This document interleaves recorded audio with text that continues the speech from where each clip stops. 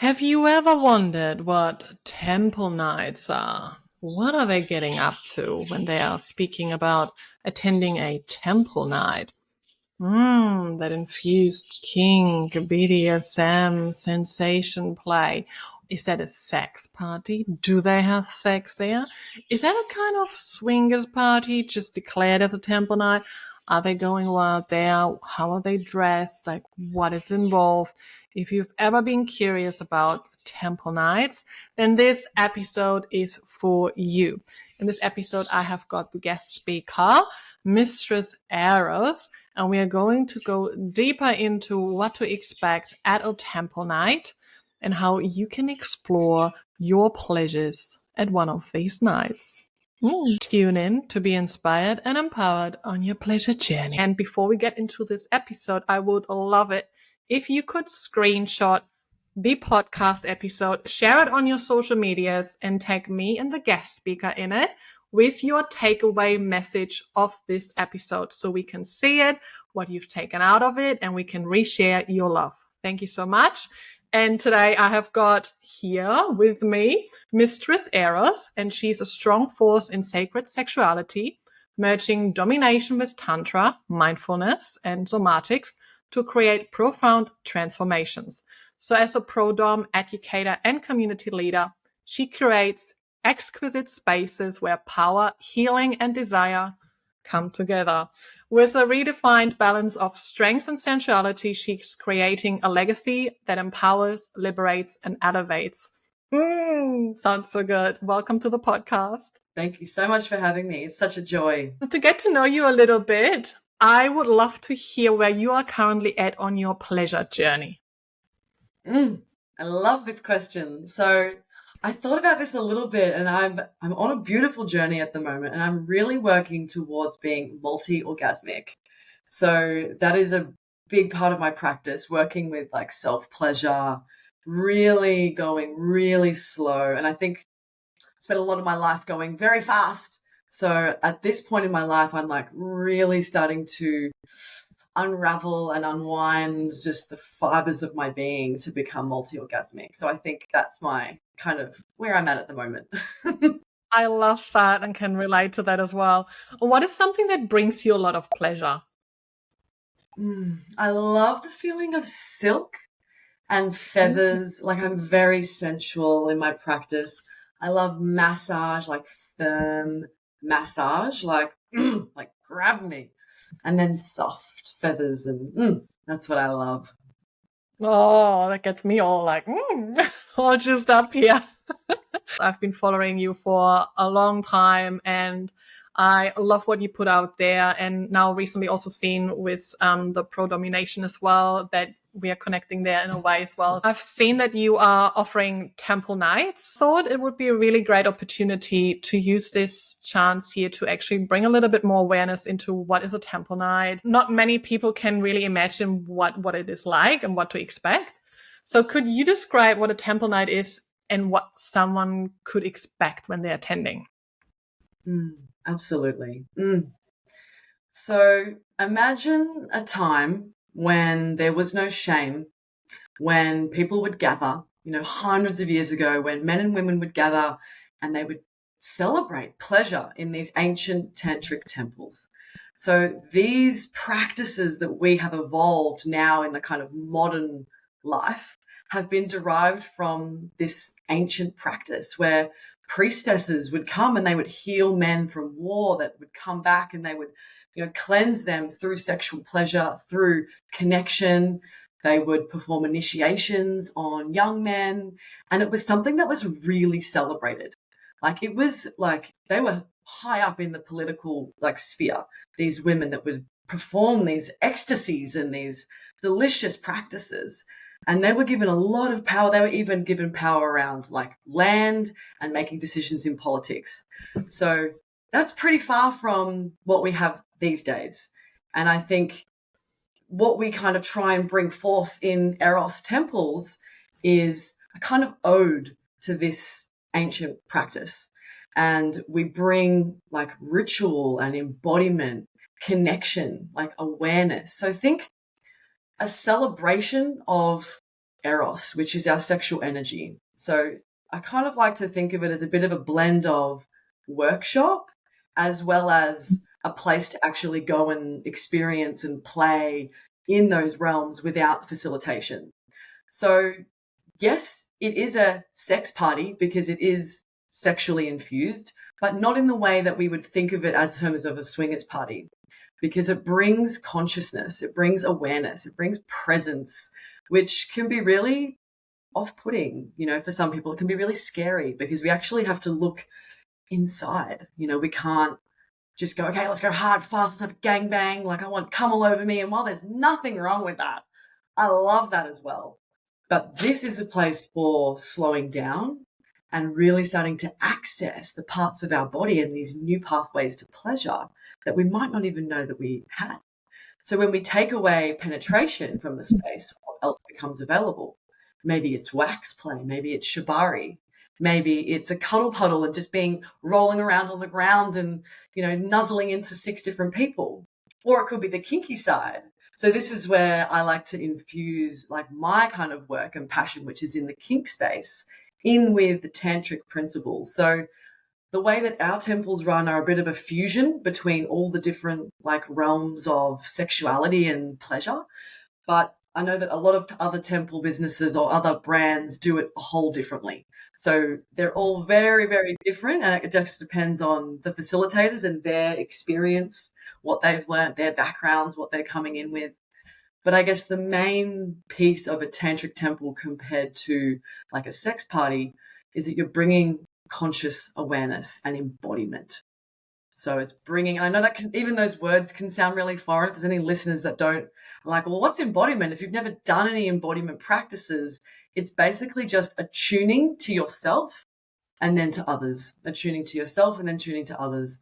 And we kind of dance between those two spaces at temple and kind of get really comfortable in how is my energy feeling? What does it want to do? And then, there's another body here. How do our bodies want to meet and merge together? So I know that can probably sound a little bit like vague, but we can go into the specifics of how the night actually runs, but just to give a little kind of sprinkle of what to kind of expect.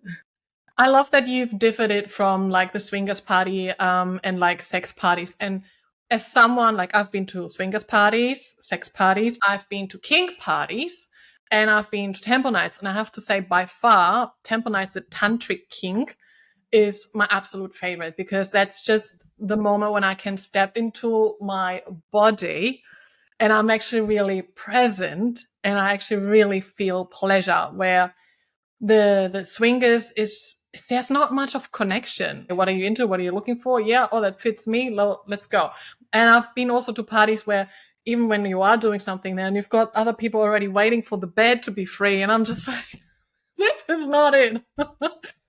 And then the kink parties that I've been to, so it was kink stations, and you could go to the different kink stations, but it wasn't necessarily stepping into your body space or preparing you into that, like opening up the space, and we're all doing some, activities together to really drop into it and then to really explore each other, like the temple nights where you go around and you have like some sort of connection with everyone you like walk through, and you just build up that energy as a collective, and then you can just explore that more deeply. And I've just experienced such a deep pleasure with that. That's such a beautiful description, and it's so true. That really is the difference. It's like this kind of disassociated, not really present version, which is fine and it's enjoyable and it's pleasurable and it's a great intro for a lot of people, because you can kind of be 1 foot in, 1 foot out, because you're kind of not really there necessarily mentally. But I guess that is the part. It's like people are like, okay, well, I'm really ready for something deeper. And it does become this like melting pot where everyone becomes really connected, because you are doing all these practices that, you might connect with this person and this person and this person. You're walking around the room and the whole room just becomes this like vortex of pleasure. It's super delicious.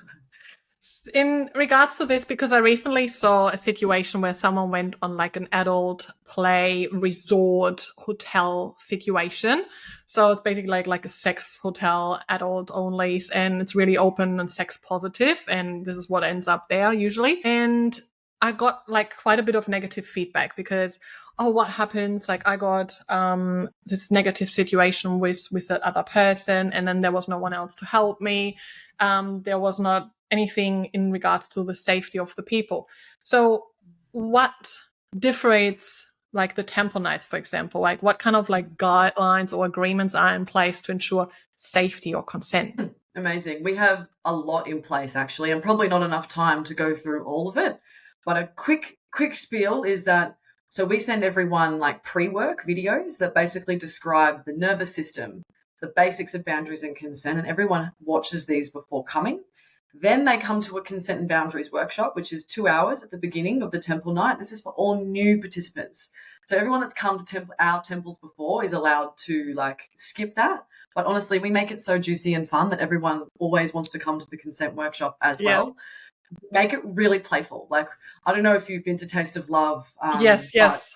at the last one, I ran the consent and boundaries workshop, and then the opening temple night. So it was really cool because people were like, I didn't know that consent could be so fun. So that is a massive part of it, is teaching people about consent. We also have a consent fairy who is always available for emotional support, because it can be really hard to come up to the facilitators during an event, especially like if we're holding space for 60 people. It's just, it's too, it can be really hard, that barrier. So having someone safe to talk to. We also have what we call regulation station. So that's where you can go and sit if you're feeling just a little bit heightened. You can sit there and you know that no one's going to try and play with you. They're not going to interact with you unless it's one of our team, and they will come up and just check in and say, how are you going? How are you going? Is everything okay? And then give them support from there, whether it's a cuddle or maybe to go sit outside and help them regulate. So, and we're also reminding people of the nervous system. So we also speak to it whilst we're in the event and remind people about the different responses. So especially fawning, freeze, these kinds of things, what it might look like in the body, because sometimes we don't even know that we're having one of those responses until afterwards. And that's mostly the case. And this is how we learn. But then people, once they know, oh, I just went into freeze. Okay. Rather than going, oh my God, what just happened to me? Like, I have no idea what's going on. This is not safe.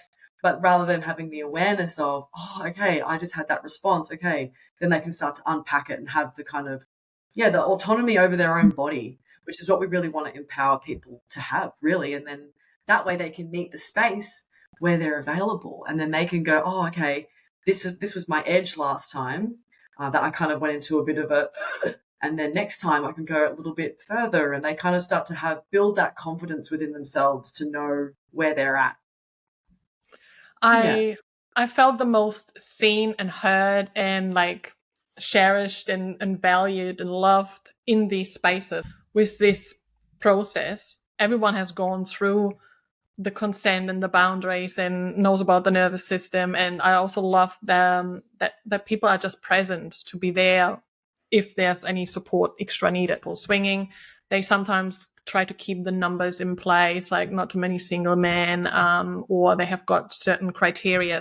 Is there an application of vetting progress for temple nights as well? Some, yeah, for sure. There are some that you have to like be invited.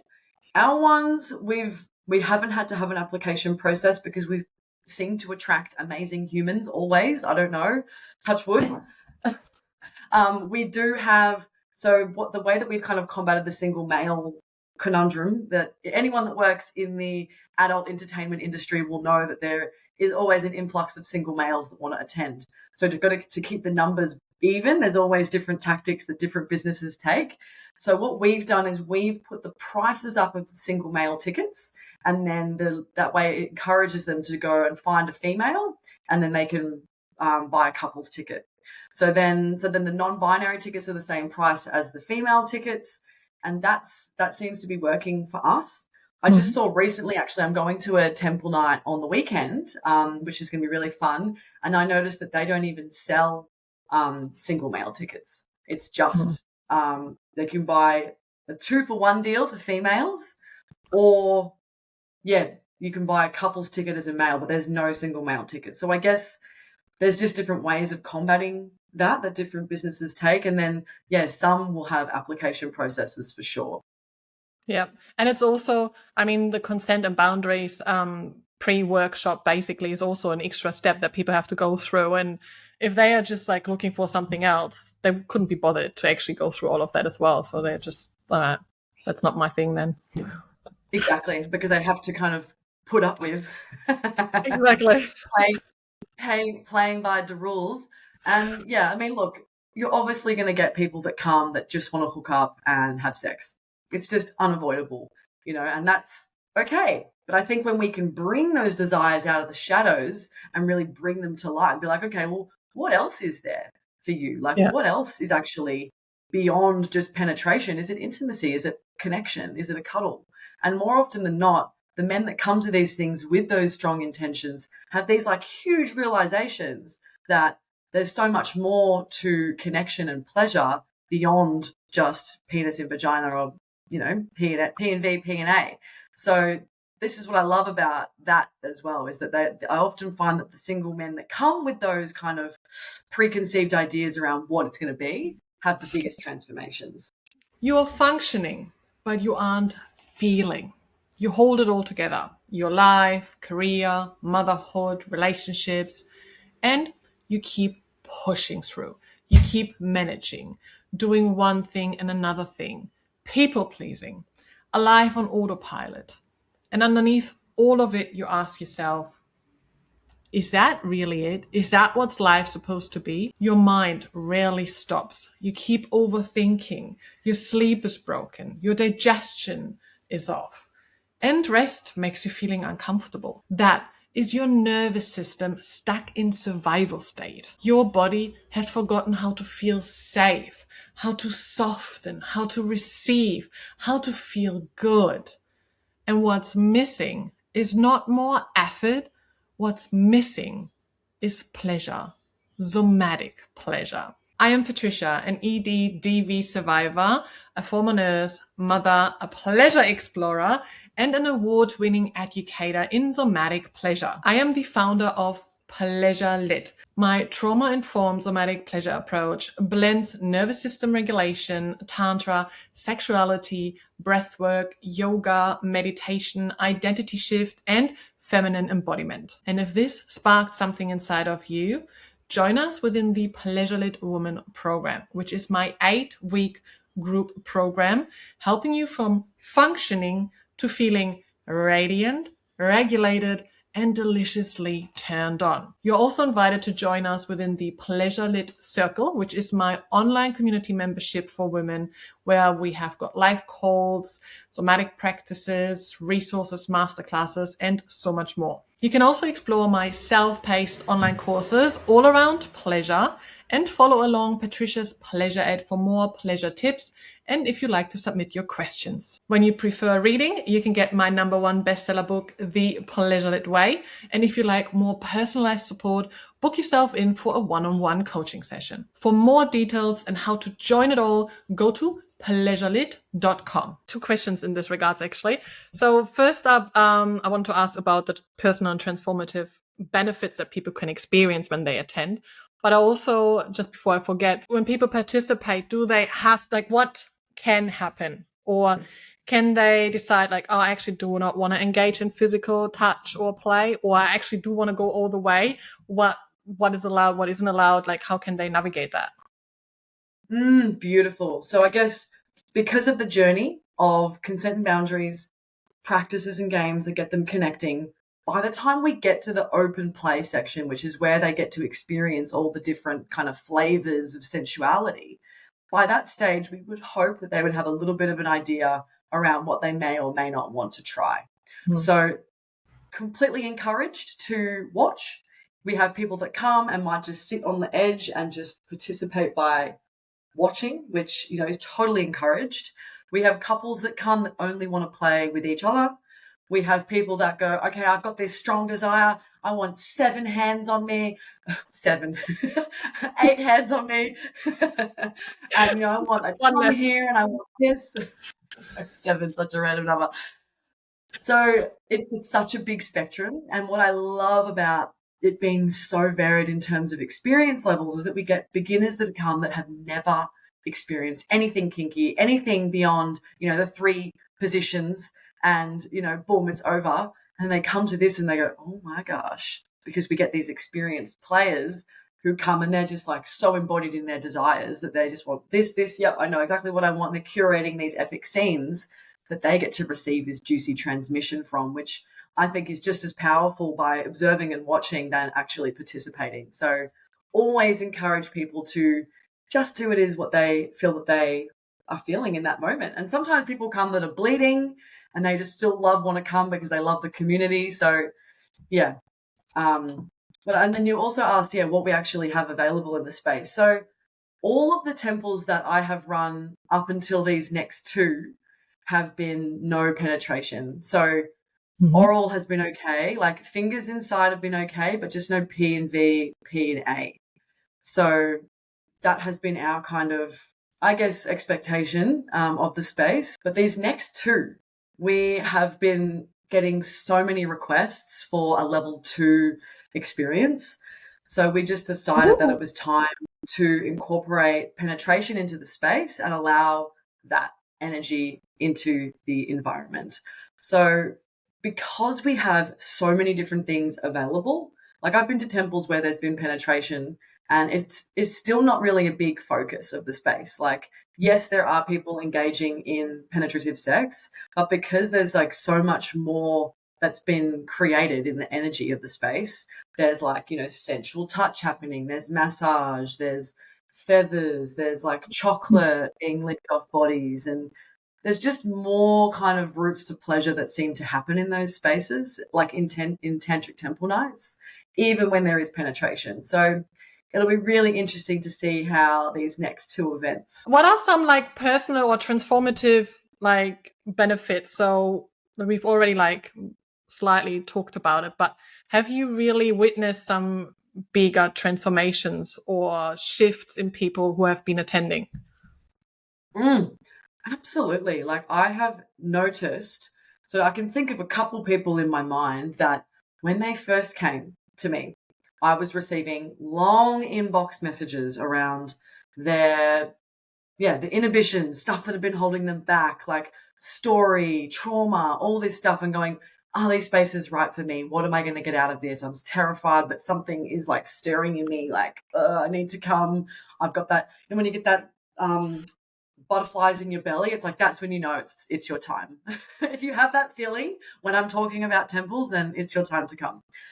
So she had all of that. And then she came in on her first temple and was really terrified, really standoffish, didn't really participate, kind of watched a little bit, was kind of, just observing, very coy, and then came to another temple night and then another one and then another one. And then next minute, this is like a completely liberated, like walking into the temple, like, really could feel her energy, her feminine power, her prowess, her self-worth.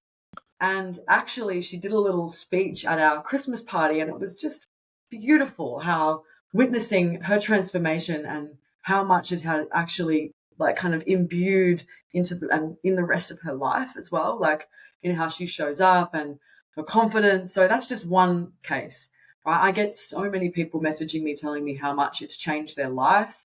I get messages all the time like, when is the next one? Like, because it really does allow people this chance to step into this like extension of who we actually are, but we don't get to experience in our day-to-day life.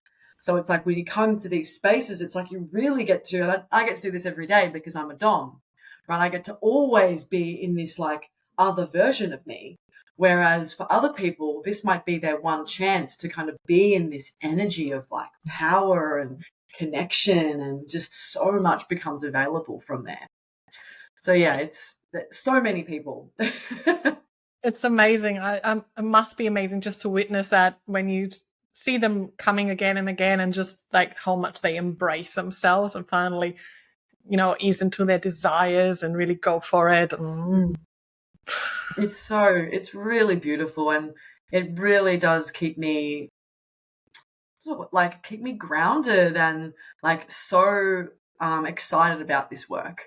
Like it just makes me really want to like, okay, this is really creating an impact in people's lives, and I really want to keep doing this, like offering these spaces, because Yeah. it really does change people's lives and how they show up, whether it's in their relationships at work, like creative sexual energy, your life force. I'm sure you know this, right?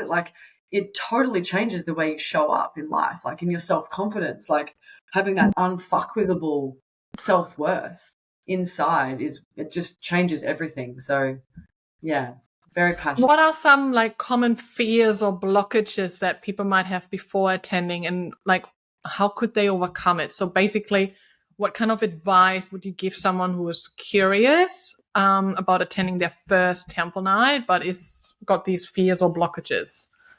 I mean, everyone's a little bit different, but like for me, I always find, because I'm a line one in human design, I'm an investigator. So I like knowledge and information. That makes me feel safe. So doing research, looking into it, looking into what to expect, looking into the different things that are available, reading people's stories, listening to podcasts, these kinds of things start to create a bit of an idea around your head, to create a bit of safety, to go, okay, I know a bit about what I'm going to expect, and then I would just, if they really weren't kind of ready for that, you could do a one-on-one session with someone, with a sex worker. You could, what else was I going to say? There's a book that I wanted to, oh yes, actually, I know this is, we're skipping, getting early, but this one, The Multi-Orgasmic Woman, my Mantek Chia, that is epic, and just these little pieces that can help create that safety. That would be my suggestion. Awesome, I love that. And how does your role as a pro dom and kink educator like influences your temple nights? Mm. Well, bringing that mistress energy into the space is paramount, really, because I am conducting a space of sometimes 60 people plus all the helpers plus all the space holders. Like it requires a certain level of like dexterity and like to really be able to hold that pillar. So I bring a lot of my dom energy mixed in with my sensual, tantra, openness, flowy goddess vibes into the space. I also run like a kink, kind of mini kink workshop at the beginning of open play, which is super cool. Just taking people through the basics of, different kink practices that they might want to try. I also offer like little mini experiences for people. So I'm often in the kink space flogging people, or, tying someone up, or providing these like little mini experiences, which for some people might be their first time ever experiencing something along those lines of kink or being spanked. They might have never had impact play. So I love being able to give people their first experiences. And you work with like any gender, any kind of dynamic, etc.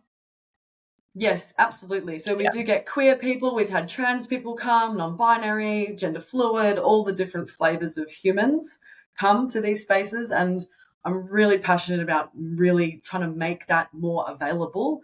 I know that often, that I've heard this a lot from the queer community, that coming to Tantra events can be super triggering because it's very like masculine, feminine energy, men over there, women over there.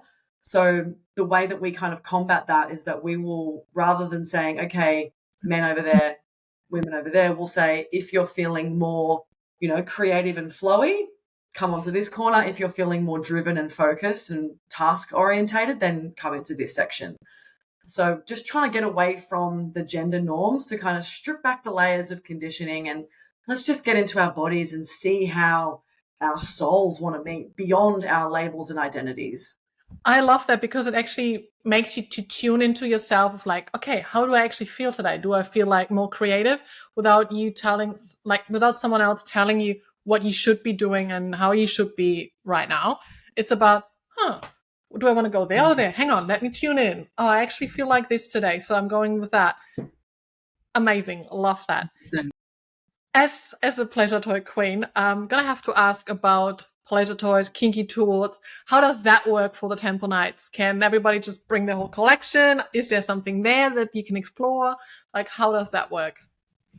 Amazing. Yeah, so everyone is totally encouraged to bring their toys. So we have people that bring like all sorts of crazy stuff. We have this amazing human called Doc. Love you, Doc, or Master D if he's listening. He is incredible. He brings like a restraint chair. He brings like all this kink equipment like A-frames. He brings like often like electrical play, maybe Oh, have fire to come. play stuff, all sorts of goodies. So people are really encouraged to bring things that really excites them as long as they can, use it safely. And so, yeah, we get people bringing like, their classic toys like floggers and whips and feathers and stuff. But we also provide quite a lot. So over the years, I have this like ridiculous suitcase now kind of filled with like lots of different paddles and whips and toys and heaps of stuff. So we kind of lay it all out on a table and then people are welcome to borrow it for the open play. Oh, I love this. While we are speaking about kink and BDSM, is there a tip that you could give to anyone who would like to explore kink, BDSM, like something beginner friendly? Amazing. You could go onto my website and download my kink checklist. That would be a great place to start. This is generally what I suggest to people is because often you're like, well, kink, what even is that? There's so much that becomes available when we get out of, okay, it's whips and chains and pain. It's like, no, it can be soft. It can be cheeky. It can be role play. It can be fetish. It can be all these different kind of flavors. So I've developed a bit of a kink checklist. It's not everything that exists in the world, obviously, because the limit is our imagination. But going on there, and if you've got a partner, going through it and going, okay, well, how willing am I for these things? And then you might look at your partner's list and go, oh my God, you are way more kinky than I knew that you were. Or that maybe there's things that kind of link up that you're like, okay, well, let's try this and let's try this. So that would be a good way to start. Or joining FetLife would be another one. And I love that you've just mentioned kink and BDSM. It doesn't have to be impact. It does not, because when I signed up to become a professional dominatrix and did my certificate, I got quite a few people reaching out like, oh my God, are you just like gonna, flog people? And I thought, this is the typical picture that we have got when someone who doesn't know much about it is, okay, there's this lady now in black latex and high heels and her whip, and she's just flogging men, basically.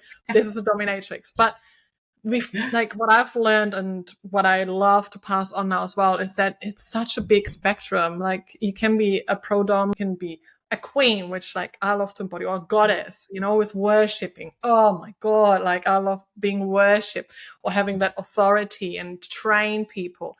But you could also be nurturing, like, that mother nurturing energy. There's so much energy to play with. So I love that you have this checklist because this gives like some inspiration and ideas of like, oh, I've never thought about that. Or we could explore that. Or no, I don't think I could do that. Absolutely. Yeah. And I think it's a big part of getting past the stigma around what kink is. A lot of people go, oh, it's so creepy. Like they think of people in a cage or something like that. But it can be so sensual and sexy. And it can even just be like voicing a really cheeky role play and not even acting it out, just saying it to the partner. Like even that would be considered kinky. So I think when we start to kind of strip back what it actually is when we get to be creative and go, okay, well, what could we actually do here? Like do I want chocolate sauce? Do I want feathers? Like just all the really soft, beautiful things, I think is just where, yeah, people really get to expand and melt into this practice. But not that there's anything wrong with impact. I love impact and pain and or being caged. or being caged. Absolutely love it. I always like to use the kind of picture of kink is like a buffet. And when we go to our buffet every day when we want to eat, we can pick our flavors. Like today, I feel like, I want to have this, I want to have that. And we can plate our plate with all the flavors and the yumminess that we feel like. And then when we go sit down at the table, we might want to look for someone who's eating something similar. So we get along and we can dine together and we can have that experience together. And maybe next day you pick a few other flavors and you go sit at another different table because, you're going to explore something differently. So I just love it because that takes away the pressure of like also putting yourself in a category of like, this is now me. You can just decide every time, like, what do you want to go and explore a little bit more of? Absolutely. Yes, I love that. I love that analogy. Where can people find you if they would like to work with you, join your temple night? Amazing. So it's just lotuserotica.com.au. And then lotus_erotica is my Twitter, my Instagram, and then I'm Lotus Eros on Facebook. So yeah, you can find me on all the different platforms. Lotus Erotica. Highly suggested. And then don't forget, you can screenshot this episode and then tag me and Mistress Eros there as well, so we can see what you've taken away from this episode. I would love to ask you another few questions before we end this episode. Do you have like a favorite pleasure product? Could be anything that brings you pleasure. Mm. Hmm. I do love my Yoni Pleasure Palace toys and the crystal dildos. Do love those. They're always really beautiful. Do you have a special book recommendation? I've already seen The Multi-Orgasmic Woman. Yeah, another one. Existential Kink is the first one that comes into my head. Is a fantastic book. I mean, it's quite common if everyone's in this work, they'll probably know that one. Or Urban Tantra, a beautiful book. Oh, yeah, I love that one too. Mm. And before we're going to end this episode now, what would be your number one tip or one of your best tips for everybody listening for pleasure? Number one tip for pleasure. I would say finding pleasure doesn't have to be sexual. It can be, Eros is in everything. It can be in the sound of the rain. It can be writing a poem for the wind. You can write a love letter to a tree.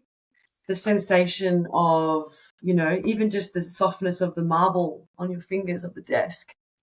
And I think when we really start to drop this idea that pleasure and touch has to be sexual, when we really get to drop into the juiciness of what can become alive in every single moment to make your entire life this orgasmic, blissful experience. I love that. Thank you so much for coming onto the podcast. Thank you so much. Such a pleasure. Loved it. Thank you, Patricia. I would love to hear from you. What has resonated the most with you from this episode? You can leave us a comment down below. And when you like this episode, make sure you follow and subscribe to the show. Give it a 5-star rating and also share it along so we can spread more pleasure into this world. You can access my free workshop at pleasurelit.com/links. Sending you lots of love and pleasure. Mwah.